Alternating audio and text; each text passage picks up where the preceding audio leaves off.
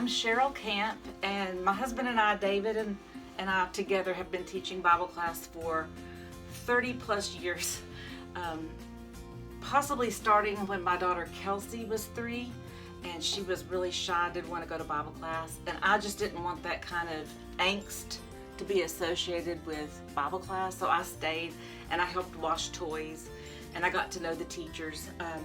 But I just wanted to share a few of the things that we thought might help any church to have more teachers. If there's a teacher shortage in your church, you might consider these things. First of all, our church has night and day changed difference from what it was when I first started teaching. We have supplies like these in the classroom. I'm really excited because I just did a grocery haul and these are available at Walmart today. So I took a broom, I started bumping them off the top shelf. Well, it turns out you can only get one, but I'm glad to have this. Our church supplies things like hand wipes so we don't have to make trips to the bathroom before snacks. Lots of hand sanitizer. I think we have a pumping station just about on every wall at our whole church now. But if you have to choose one wipe to go to, I would say something that would be child friendly, that they can wash their hands before snacks and afterwards. Our church supplies Kleenex. Usually they get these in the fall when they're very kid friendly and they have pencils and crayons on them. Today I just found these. That's about the only thing I could find today. We have been asked almost every semester if we could have people come in and watch us teach in the Teach to Teach program so that we could help train others. And I feel guilty about this, but I really am shy and insecure. And so we've always opted out of that, but I do feel like it's worthwhile. So while we're home and we have a little extra time, I teach piano at a university and our school is out, and I just thought it would be fun to do that one-on-one through a video camera while I'm barefoot. Okay, I have had no early learning special childhood types of classes, so I do feel insecure about that. And I'm not an expert, but I do think experience has helped us. I know I've grown each year in some area, and so I do not mind sharing. And I love watching videos, especially grocery haul videos online. So I thought when I stocked up for our Bible class today, I would just show you what I bought that we use, because we do get a lot of questions about why do you do snacks? Bible class is only this amount of time. We're about to have, Sunday lunch, but we use it as a transition, and transitions are very, very important. Use flashlights in Bible class just to kind of transition and get them calm before another activity. We use snacks and videos like that too. We have the Read and Share DVD, and we turn it on, and not all children are interested in DVDs, so they start touching and poking. So we have snack time. I found these online. I think they're wonderful. I printed them off and I'll laminate them, but it is a prayer mat that I plan to put down. I've not used this before, but just because we've had a little extra time lately, you pray and you thank God for this, food, drink, friends, all of the things. But what we've used before are just cheapy seasonal napkins like you might see at the Dollar Tree. And a package of these in the summer when we're talking about bugs and ants and picnics, it can really make things nice. Or cornucopias, you just name it. We use lots of napkins, and I purchased these. The church does not provide anything except for those few things I showed at the beginning.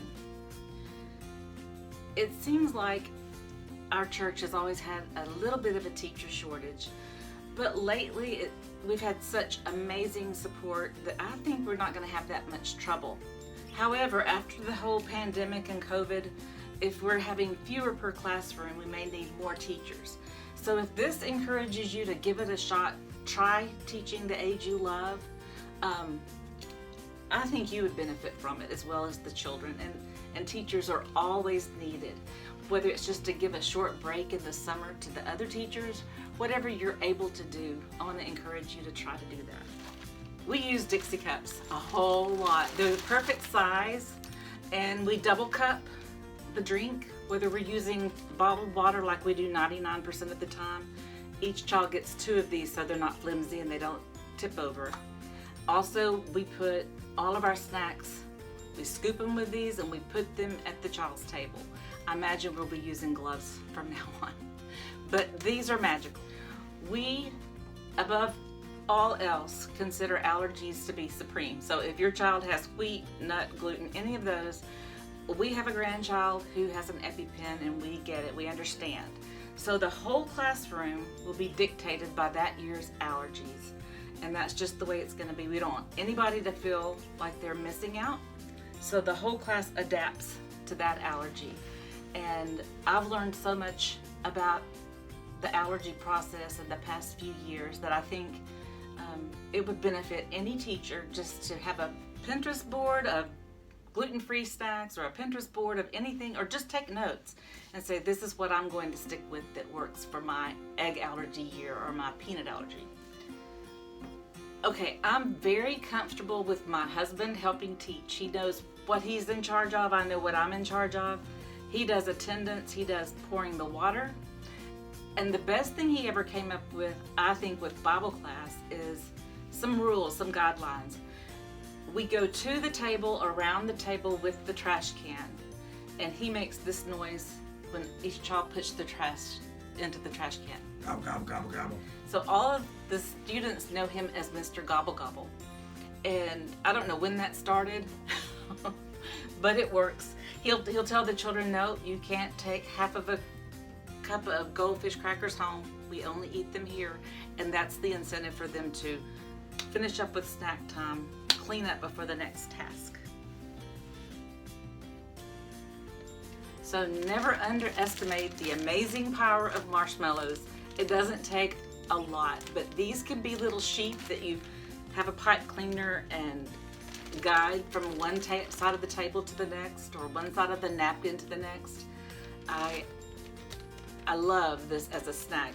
I even found these today, the bunny shapes. There are all kinds of shapes. Snowflakes, so that can kind of incorporate the lesson and God making snowflakes as well. These will be eaten by my grandchildren.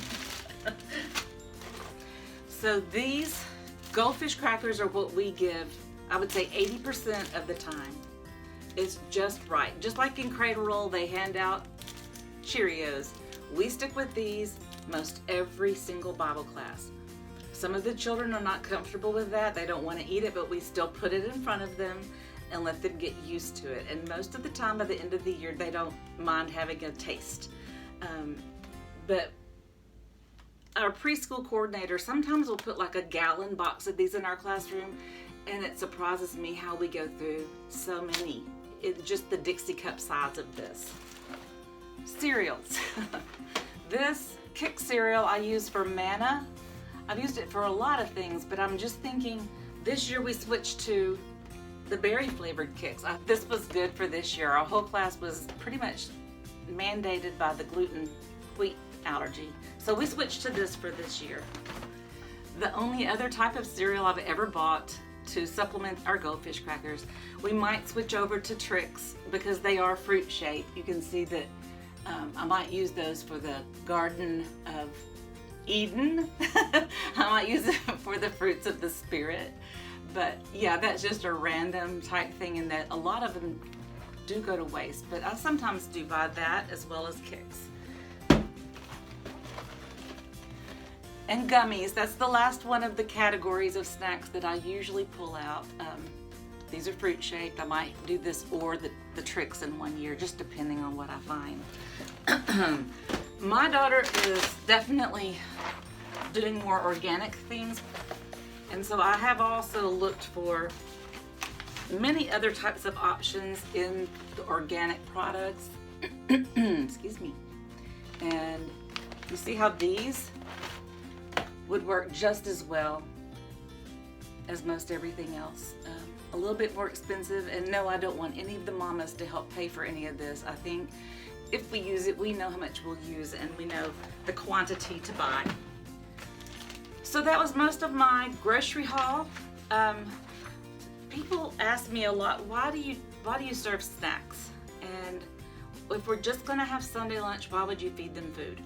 My thinking on that is, we're not talking about serving them just lots of red Kool-Aid and Jolly Ranchers and handfuls of, candy like Dum Dums and Smarties. We're just talking about using this amount as a transition activity when we have them sometimes up to an hour and a half. Yeah, some come a little early, some stay a little late, and we just like to have tricks up our sleeves to pull out, and this does work. Snacks have always worked well for us for reinforcing the lesson. So like on the loaves and fishes, it just begs to have some type of snack, I feel. It teaches the children to stop everything, stop what you're doing, say a prayer. We teach them at age 3 to not distract others, to put your hands together and to say thank you to God. Be still. We teach them manners by saying thank you. When I hand it out, they say please and thank you, and that's all good. And also the number one thing is it incorporates all 5 of the senses. Children are going to learn by all of their senses, especially by taste. It reinforces the lesson. And so we'll probably always want to serve snacks. We work with the parents, so if 99% of the time parents get to choose and they want to have stricter guidelines at home, that's fine, we understand that. But please allow us the 1% chance to get to do what most kindergarten programs do and bring in snacks occasionally. But don't dictate what the class has to have if you can help it, because it does kind of box us in a corner, and that's one of the joys we get from teaching. So hopefully you'll glean something from our video that we're making. We have been very rewarded by teaching your children. Thank you so much for allowing us to.